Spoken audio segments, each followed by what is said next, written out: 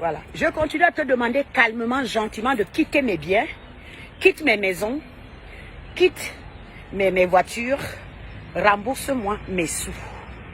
Je continue à le dire. Parce que cette histoire va prendre des tournures terribles. Je continue à te demander tranquillement, calmement. Les plus de 20 valises pleines de richesses que vous m'avez détournées. Ton Audrey Ngosong, l'épouse d'un autre, remplie de maladies aussi, parce que j'ai toutes les preuves. Vous vous êtes installé, tu as installé une pute mariée d'armes et biens à Yaoundé. Les gars, je vous raconte mon histoire, une de mes histoires, une de mes épopées, avec ce malade mental de Sam Sévérin Ango. Comme d'habitude, en fait, moi, tout ce que je dois faire, c'est rester en Europe, lui envoyer les millions. Il a installé carrément une pute maigrichonne, malade, avec preuve à l'appui, dans mes maisons. Je me rappelle à l'époque, c'était à Yaoundé, je louais un appartement, parce que quand on s'est marié, j'ai trouvé le monsieur dans une situation pas possible, de misère totale. Il vivait dans un genre de trou dans laquelle il y avait plein de, je sais pas comment vous appelez ça, la verdure dans la maison, les asticots partout, il y avait de tout partout, la crasse. 8 mois de loyer. 8 mois de loyer impayé. Je peux vous envoyer chez son bailleur. 8 mois de loyer impayé. Je suis arrivé, j'ai trouvé cette misère, mon Dieu. Je ne pouvais pas imaginer que des êtres humains en plein 21e siècle peuvent vivre dans une misère. Il achetait un verre de riz. Un verre de riz, ils étaient 5 dans la maison ou 4. Un verre de riz, je vous assure, du jamais vu. Je suis arrivé, je les ai sortis de là. Sortis de là vraiment comme Rambo peut sortir. Parce que vraiment, moi c'était vraiment la pitié. La pitié. Je les ai sortis de là. Je les ai installés dans un appartement de luxe que je payais à 150 000 francs CFA. J'ai payé une année entière. J'ai payé ces 8 mois de loyer impayé là-bas. J'ai tout réglé. J'ai sorti ces enfants. J'ai trouvé ces enfants. Ces 3 filles ne fréquentaient pas. Il y avait une qui était soi-disant dans un collège privé, je ne sais pas, soit privé, soit catholique à Anfou. Mais elle était à la maison parce que le père n'avait pas réussi à payer la 2e tranche. La prostituée qu'il avait exploitée à l'époque ne voulait plus donner. Donc elle était partie, elle avait claqué la porte. C'est moi qui suis venu ressortir cette fille de là. Je l'ai renvoyée en fou au collège. Alors, le loyer, la maison que j'ai prise, le loyer que j'ai pris, 150 000 francs, vous savez ce que c'est? J'ai payé une année entière. Monsieur, dès que j'ai tourné le dos, il a installé sa pute dedans, une certaine Ngosong, Audrey. Vous voyez le machin, vous partez en courant. Mariée de surpoids, mère de 6 enfants, c'est-à-dire en fait une poule pondeuse. Elle n'a rien fait d'autre de sa vie. On m'a dit que leur maman, j'ai appris que leur maman leur a dit à ces filles-là que votre fonds de commerce, c'est votre entrejambe. Donc elles n'ont fait que ça. Parce que vous n'allez pas me dire comment une femme mariée peut aller quitter son mari, aller s'installer dans la vie d'une autre femme. De surcroît, une autre femme qui paye tout. Ce n'est même pas la vie d'une autre femme où on peut dire que c'est le mari qui fait tout et tout. Tu viens, on te dit que non, c'est une femme qui apporte tout à cet homme. Tu t'installes. À l'époque, je lui avais donné 3 véhicules. Enfin, je garais mes 3 véhicules. Bolide, hein, c'était pas n'importe quel véhicule. Je vais vous donner le nom. Les marques. Mademoiselle, madame conduisait mes véhicules. Elle montait et descendait. J'ai toutes les photos, tous les selfies, tout ce qu'ils ont fait. En plus, ces enfants à qui je payais les études, à qui j'ai donné la vie, je leur ai apporté des smartphones, des tablettes. À l'époque, là, c'était rare. Il fallait vraiment être les filles pour avoir des tablettes et les smartphones. J'ai fait tout ça parce que j'ai eu pitié de cette famille. Surtout qu'on m'avait dit que toutes les mamans étaient mortes. Je me suis dit, bon, Geneviève, toi, tu as fini ton travail, tu as élevé tes enfants très tôt. J'ai eu des enfants très tôt, je les ai élevés très tôt. Je me suis dit, pourquoi pas? Si le ciel m'a permis d'avoir un peu, pourquoi pas aider une famille? Parce que si c'était une question d'homme, je ne pense pas que je serais allé chercher un homme en Afrique. Sincèrement, c'est vraiment glauque. Alors, il a installé entre autres, hein, parce que d'habitude, il n'a pas une seule. Elle croyait que c'était elle qui était installée, mais il y en avait, c'était le défilé chez moi. Alors, quand j'apprends ça, je prends un avion. Normal, je me suis mariée, de temps en temps, il faut bien descendre voir sa famille. J'atterris à l'aéroport de Yaoundé. Déjà, le mari ne vient pas me chercher. Il n'est presque jamais venu me chercher, sauf quand il savait que peut-être il y a plein de cadeaux qui arrivent. Il n'est pas venu me chercher. J'atterris à l'aéroport à 22 h, le temps de prendre les bagages et tout le reste. Il est minuit. Je sens qu'il y a quelque chose qui ne va pas. Parce que vous savez, il y a toujours un sixième sens quelque part qui nous parle. Bon, je tourne un peu parce que le temps de faire ma vidéo, donc je tourne un peu avant de me lancer à la course. Parce qu'en fait, je vais en Italie à petite foulée, hein, comme ça. J'y vais à petite foulée, 15 km. Parce que j'ai un coffre, j'ai un souffle puissant d'une femme propre qui n'a jamais fait de saleté dans sa vie. Au passage, j'ai eu 13 gosses, hein. Regardez-moi, 13 gosses. Donc, j'ai un coffre, j'ai un souffle, j'ai une puissance, j'ai une force, je suis une force de la nature, une santé de fer. Et c'est ça qui fait mal à des malades manipulateurs comme Sam Sévérin Angot. Il ne comprend pas. Moi qui l'appelle grand-mère, quand il voit tout ce que je réussis à faire tous les jours, mon chiffre d'affaires, comment je travaille dur, pendant que lui il est couché à distribuer les maladies. Bon, je parlais donc de mon arrivée au Cameroun. Il est minuit. J'ai mon sixième sens qui me parle. Je fonce à la gendarmerie du quartier où je louais ma maison. Je rappelle que c'est moi qui ai loué cette maison. J'ai payé une année entière d'avance. Je fonce à la gendarmerie. Je dis aux gendarmes de garde que, bon, écoutez, je viens quand même signaler parce qu'on ne sait jamais. Je viens quand même signaler car on ne sait jamais. Je sens que je vais rencontrer... des difficultés, je suis en train de vouloir rentrer chez moi, je sens que je risque de rencontrer des difficultés. Est-ce que vous pouvez m'accompagner? Le gendarme appelle son collègue, il lui dit, bon écoute, j'arrive, cette dame doit être en difficulté et tout. On arrive à la maison, dans ma maison, mariée légalement, j'arrive, je sonne chez moi. Dans mon appartement, les bordels, les prostituées filles de Angot se mettent à la fenêtre. Écoutez bien l'histoire, mes gens. Quand vous entendez qu'à un certain moment, la femme a marre et elle est obligée de tout sortir. Je vous ai dit, je vais vous en sortir des choses, vous n'en reviendrez pas. Ce mec que vous voyez, c'est un malade. Vous ne pouvez pas savoir ce que j'ai enduré auprès de ce type. C'est un malade, vous qui le côtoyez. Il va vous montrer. Je vous ai demandé où sont les mères de ces filles. Quand on parle même des mères de ces filles, où sont les autres copines? Je vais vous donner le nom de certaines familles. Il y a une qui travaille à la caisse. Elle est dans la terre aujourd'hui, enterrée. Enterrée, ses enfants m'ont appelé. La honte. La honte. Les témoignages terribles. Terribles. Vous êtes en train de jouer avec un criminel ambulant. J'atterris à mon appartement avec le gendarme, bien sûr. La preuve que je ne suis pas une femme à problème. Parce qu'une personne qui s'en va prendre un gendarme, c'est pour justement prouver qu'elle n'est pas venue pour les problèmes. Comment une femme peut entrer chez elle après avoir fait 2 mois hors du pays? Elle veut rentrer tout simplement chez elle. Elle se sent en insécurité. Elle a peur. Ça va chercher, elle prend un gendarme pour la protéger. Et protéger tout le reste. Les prostituées, les petites prostituées de mon mari, Audrey, celle qu'on appelle Audrey Bilor, que j'ai ramassée dans un bordel à Vogada, c'est elle qui se met à la fenêtre.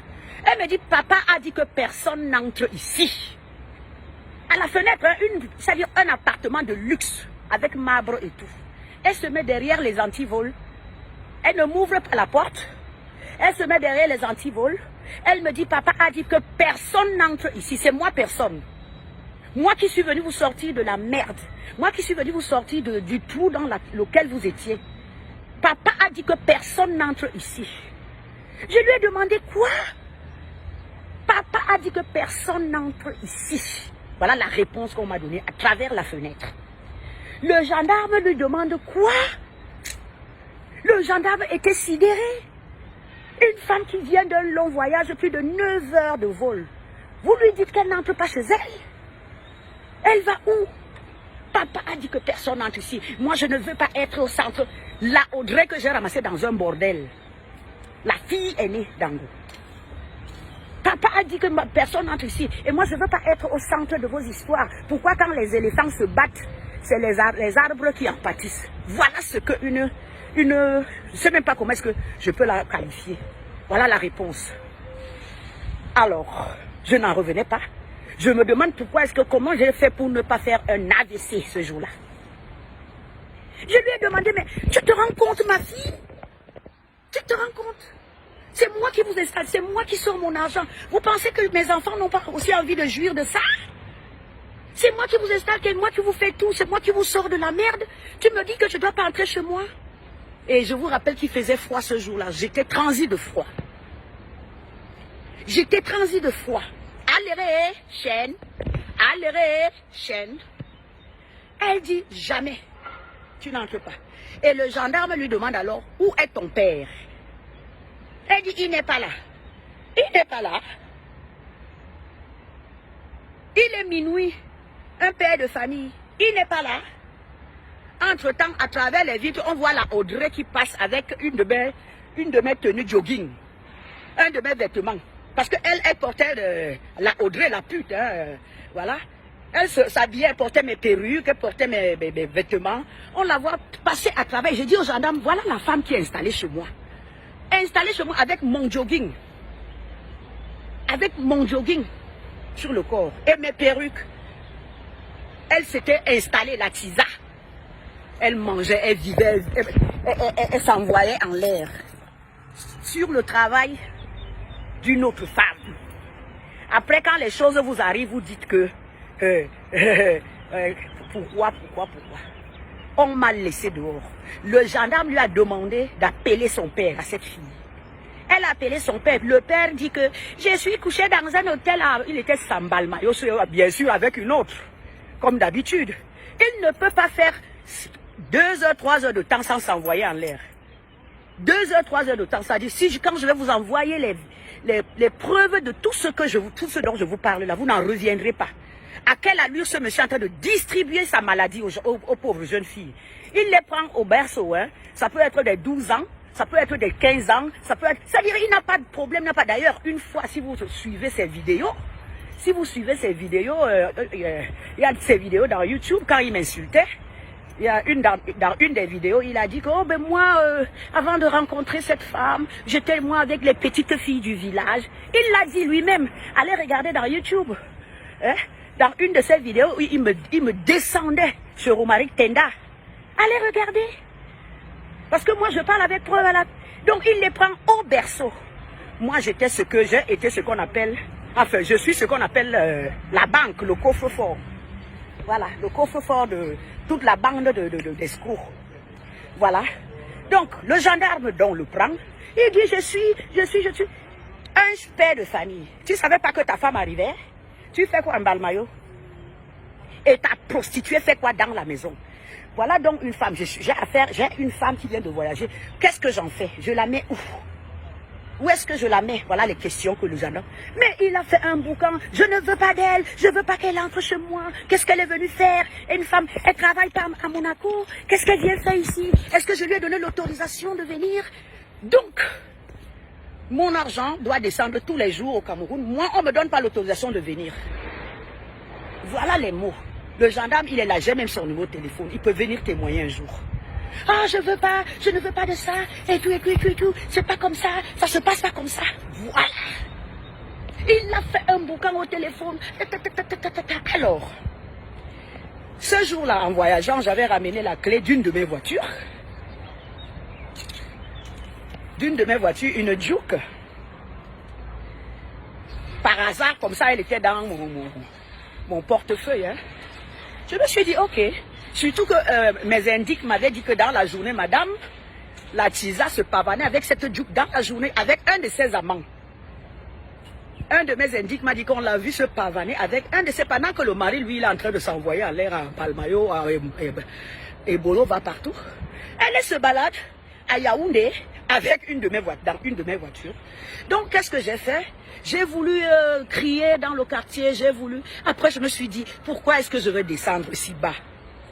J'ai voulu faire un boucan, je me suis dit, pourquoi je descends si bas? Pour un rienton, un machin que j'ai ramassé à la poubelle. Je me suis demandé, pourquoi est-ce que je vais descendre si bas? J'ai sorti tout simplement la clé d'un de mes véhicules, parce que je vous assure que dans sa cour, il y avait 3 véhicules que je garais là-bas. J'ai sorti tout simplement la clé, le double des clés de ma Juke. J'ai démarré la Juke. Et quand je démarre la Juke, ces filles se mettent à crier. Écoutez bien, la mentalité des malades, des gens qui n'ont pas eu d'éducation. Dès que j'ai sorti la clé, j'ai démarré la Juke. J'ai demandé aux gendarmes d'entrer. C'est là où elles ouvraient les portes. Elles voulaient venir arrêter. Même la pute, même la Tisa est sortie avec mon jogging. Alors que je venais de faire plus de 2 heures de temps sur la véranda, sur la loggia. À supplier que laissez-moi entrer, je suis fatiguée. Laissez-moi entrer, je suis fatiguée, je vous en prie, est-ce qu'on fait ça à quelqu'un? C'est quand je démarre mon véhicule que tout le monde, on ouvre les portes. C'est branle-bas de combat. Papa, papa, elle est en train de prendre la voiture. Papa, elle a demandé. Donc, on ne veut pas de moi, mais mes voitures sont chasse gardées. Vous vous rendez compte jusqu'où ces gens sont dangereux? Vous vous rendez compte jusqu'où? Dites-moi mes gens, quel être humain peut supporter ça? Quel être humain peut supporter ça? Donc pendant que j'étais en train de rouler, Superman m'appelle. Ah, tu as retrouvé mon téléphone? Quand j'étais sur la loggia à supplier, à sonner, tu m'as appelé pour me dire que, écoute, vraiment, je me retrouve face à une situation, machin, je m'excuse, va d'abord à l'hôtel et puis on en arrangera. Tu m'as appelé? Non. Mais dès que j'ai démarré un de mes véhicules, tu as trouvé mon numéro de téléphone, tu m'as appelé à 2 heures du matin. Il m'appelle à 2 heures du matin. Est-ce que c'est normal? Pourquoi tu démarres ce véhicule? Nous sommes bien communs. Voilà le mot qu'on me sort tous les jours. Les biens communs, ce sont mes choses, mes argents, mes voitures, mes maisons et tout et tout. Mais il n'y a pas moi dedans. Hein? Moi, je n'existe pas dans les biens communs avec M. Sam Séverin Angongo malade. Sam Séverin Angongo, Tamak Geneviève n'existe pas dans les biens communs. C'est ses affaires, c'est sa richesse. Voilà. Nous sommes bien communs, tu n'as pas le droit. Pourquoi tu viens prendre un véhicule dans la cour? Tu ne sais pas que, avant de prendre, je suis le chef de famille. Ah bon? Tu es le chef de quoi? Tu es le chef de quelle famille? Tu es le chef de quelle famille? Tu sais ce que c'est qu'un chef de famille? Un chef de famille s'en va travailler le matin. Il ramène la bourse à la fin du mois. Il s'occupe de sa femme. Il prend soin de sa femme. Il est attentionné avec sa femme. Il lui demande tous les jours comment tu vas, comment tu as dormi. Un chef de famille n'aligne pas les putes dans la vie d'une pauvre femme. C'est ça un chef de famille. Voilà l'image de ce que moi j'ai, l'éducation qu'on m'a donnée, de ce que c'est qu'un chef de famille. Allez, je t'invite en Italie faire les 15 km. Allez, lève-toi petit vieillard de 60 ans. Viens courir avec moi. Allez! Allez, à tout à l'heure. Vas-y, vas-y, allez, viens, on y va. Toc, toc, toc, toc. Je t'invite. Viens, je t'invite. La la di di di da di do do do. Viens, je t'emmène en Italie où tu voudras. Espèce de ce que je pense. Et tu sais très bien ce que je pense de toi. Vraiment. Rends-moi mes biens. Plus de 700 millions de francs CFA. Rends-moi mes choses. Rends-moi mes choses. Rends-moi mes maisons. Rends-moi ma vie. Allez, à ciao.